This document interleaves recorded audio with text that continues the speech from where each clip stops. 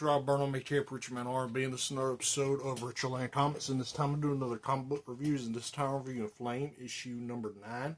And basically, what happens in this issue, we get the continuation of the fight with the Shadows in the last issue, and we also get a continuation with Harley and her father and meeting him and stuff like that. So, first off, it starts off with the Wonder Woman copy or clone or whatever. Going up against Z. And Z's powers are he's able to control like black holes and space and dark matter and all this stuff. And he actually winds up getting a cut on this woman Shadow. I can't remember her name or if it's even said her name, but basically it's a clone of Wonder Woman. It's Teen Line's version of Wonder Woman, pretty much. And we see that Z winds up cutting her, and whenever he cuts her, he snaps his fingers and a black hole produces out of her arm.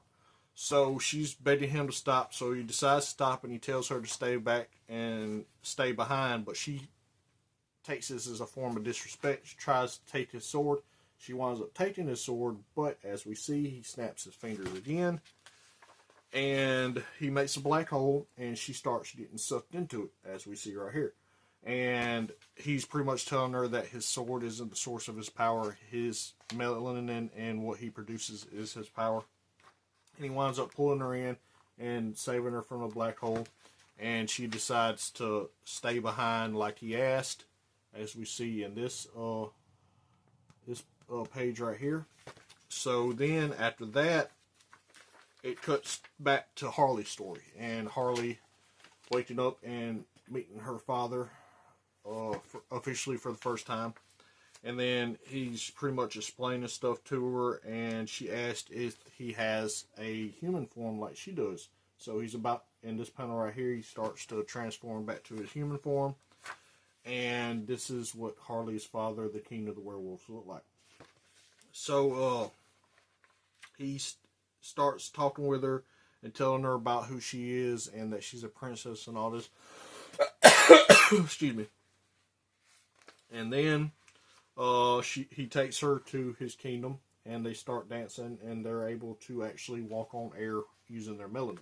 That's a power I'm guessing the werewolves or anybody with melanin might have. It might just be the werewolves, I'm not sure.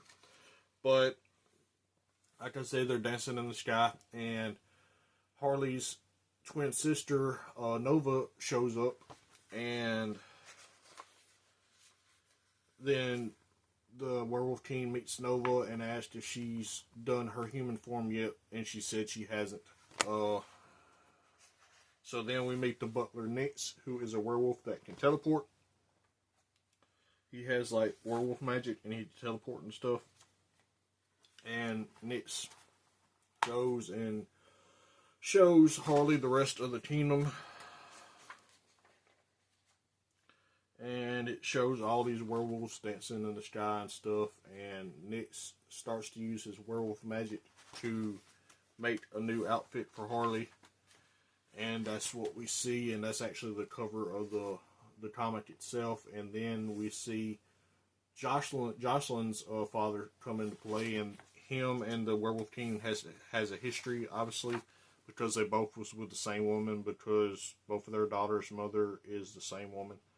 And they pretty much looks like they're about to have a battle, because Jocelyn's father threatens Harley, and Harley's father doesn't like that. Well, other than that, that's all that happened in this issue. I like this issue. I'll say I give this issue about a 8, 9 out of 10. It was a good issue.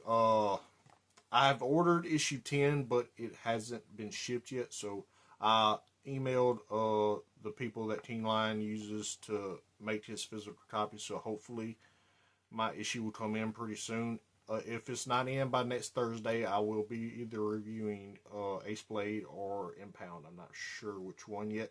Y'all be looking for that. As always, Rob Burnham, here, Preacher Man R&B, signing out. Guys, GG's awesome. It's been an episode of Richland Comics. See you next time.